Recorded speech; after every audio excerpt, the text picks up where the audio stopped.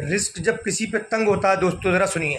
آقا کریم علیہ السلام ایک مرتبہ گھر میں تشریف لائے تو دیکھا روٹی کا ایک ٹکڑا پڑا ہوا ہے۔ میرے حضور نے وہ ٹکڑا اٹھایا، صاف کیا اور فرمایا عائشہ عزت والی چیز کا احترام کیا کرو، یہ جب کسی قوم سے روٹھ جاتی ہے نا تو واپس نہیں آتی۔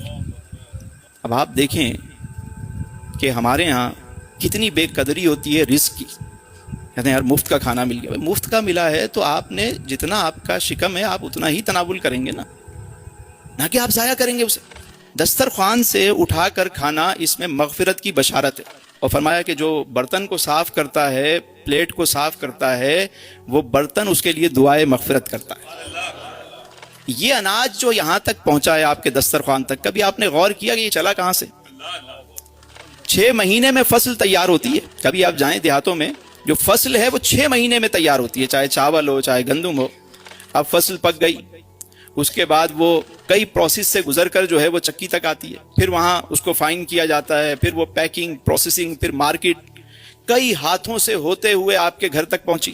والدہ نے بنایا، بہن نے بنایا، بیوی نے بنایا، یا ہوٹل سے آپ نے خریدا، وہ پک کے اس میں گیس استعمال ہوئی، پانی استعمال ہوا، نمک استعمال ہوا، اتنی چیزیں اس میں شامل ہوئیں، اور پھر وہ جب آپ کے سامنے کھانا آتا ہے تو آپ اسے اگر ضائع کر دیں گے، یہ لقمہ جو یہاں تک آتا ہے نا سہیل بھائی، جب ہمارے سامنے لقمہ آتا ہے تو اللہ نے یہ جو ہاتھ دیے ہیں نا ہمیں، سب سے پہلے یہ ہاتھ ہمیں بتاتے ہیں، یہ سینسر بتاتے ہیں یہ گرم ہے ٹھنڈا ہے، اس کو لے کے جانا چاہیے منہ میں یا نہیں لے کے جانا چاہیے۔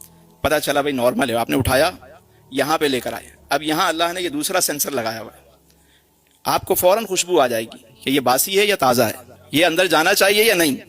اب دوسری ناک نے بتایا کہ بھائی ہاں صحیح ہے، اس کو منہ میں رکھا، تو اب تیسرا جو سینسر ہے وہ کام کر رہا ہے، دانت ہیں وہ بتاتے ہیں اس میں کوئی کنکر تو نہیں، پتھر تو نہیں، لوہا تو نہیں، اب وہ بتا رہے ہیں۔